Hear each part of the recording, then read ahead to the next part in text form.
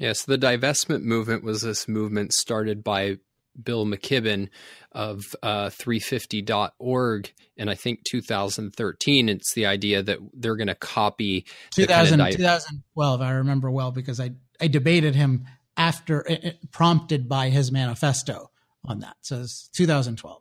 Yeah. And so he basically wants to copy the playbook that was used against our apartheid and against other unpopular industries, and to try to convince investors to divest from fossil fuel companies.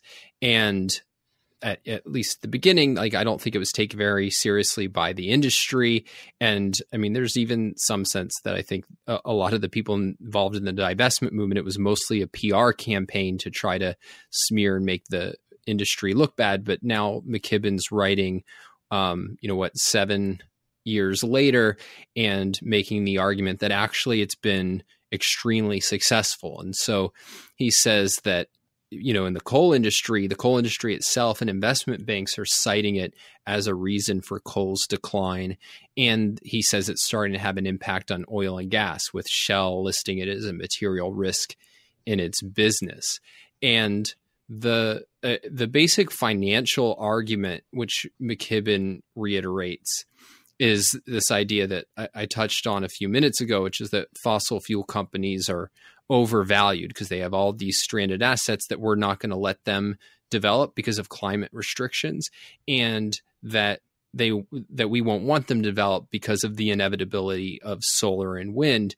And so investors should divest both for this moral reason that fossil fuels are destroying the planet, and for this financial reason that it's going to be bad for you if you have a bunch of fossil fuels in your portfolio, because like these companies are just headed for doom, and it's not being recognized by the market.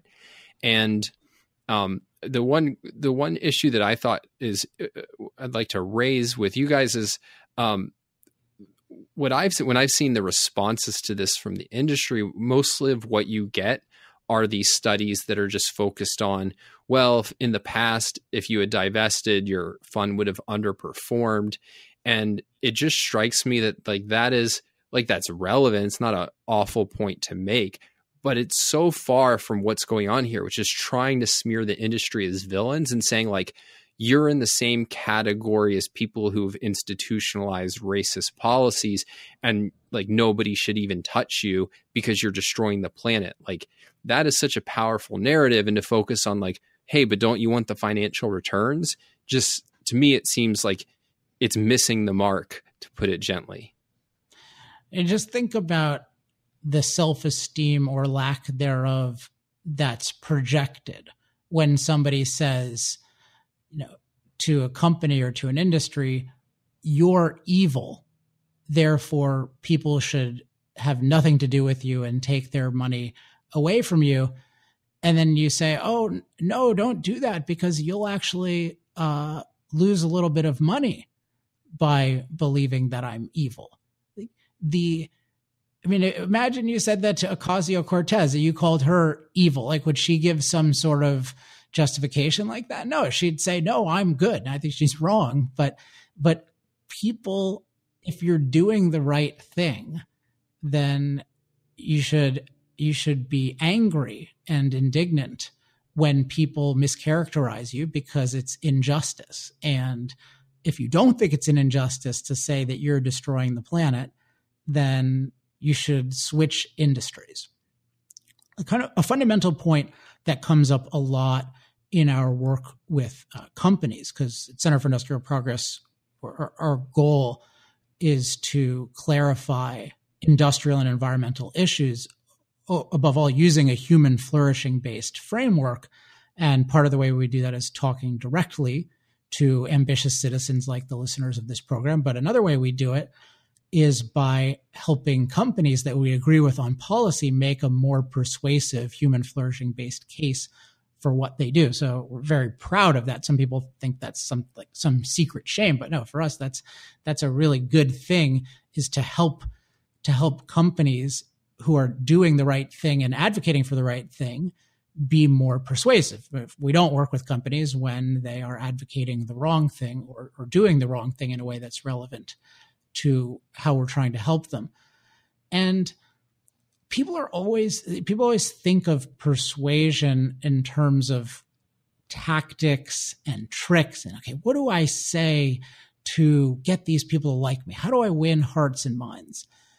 And the fundamental is decide for yourself. If you think you're doing the right thing, why do you believe it? Why should anyone believe it? What is actually true? So in the case of the fossil fuel industry, what are the actual benefits of using fossil fuels going forward? What are the actual risks of fossil fuels going forward?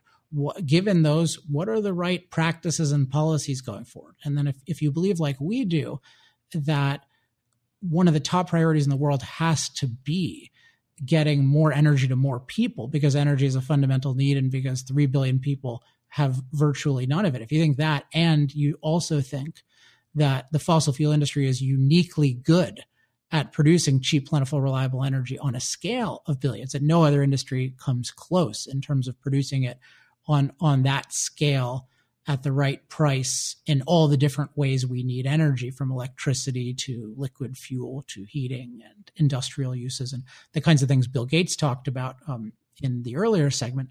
If you believe that, and then you also believe that the abundant energy that fossil fuel makes possible for billions of people is also crucial for improving our environment, including taking the naturally dangerous climate, however we're impacting it or not, and making it safe. If you believe that it's essential for environmental quality and climate livability, and then also you look at the impact on climate and you think that that there's probably some warming influence, but it's not at all massive or catastrophic, and certainly nothing that a high-powered technological society can't deal with. If that's your actual assessment of the benefits and risks, then you should be in favor of liberating fossil fuels and other forms of energy. And that's our perspective. And you should say, look, this is my goal. I want human beings to flourish as much as possible. And here's why I think that's my 100. I'll talk about this a little bit more with the Green New Deal, but that's my ideal. And then I really think this is the best way to get there. And I think that what is right should be the foundation of persuasion. And then a lot of persuasion is just figuring out a way to say that given certain parameters, including, okay, certain audience and certain time constraints and certain media. But priority number one is get clear for yourself on what is right and why. And so often people in communications skip that step. And therefore, often you have people in the energy industry helping fossil fuel companies with this stuff who don't even believe it themselves. And I have a line that I use, which is it's kind of a marketing line for us, but it's true, which is, how do you expect these people to persuade anyone about the goodness of your industry when they haven't even persuaded themselves? So the first place to look when dealing with a challenging communication situation is inward, is to say, well, inward in terms of what do I actually think? What do I actually believe? And have the conviction that if you believe something and they're for really good reasons that also apply to the lives and values of the people you're talking to, that you'll be able to do that. And don't be cynical and say, well, I'm just going to come up with some manipulation because people would never believe the truth. And usually people who say that, they're not even clear on the truth themselves. They often they have some sort of motivation like, well, I happen to be in this industry and I haven't really thought it through, but I'm pretty sure it's right. And besides, I need to keep the company going. So developing that core conviction is just everything.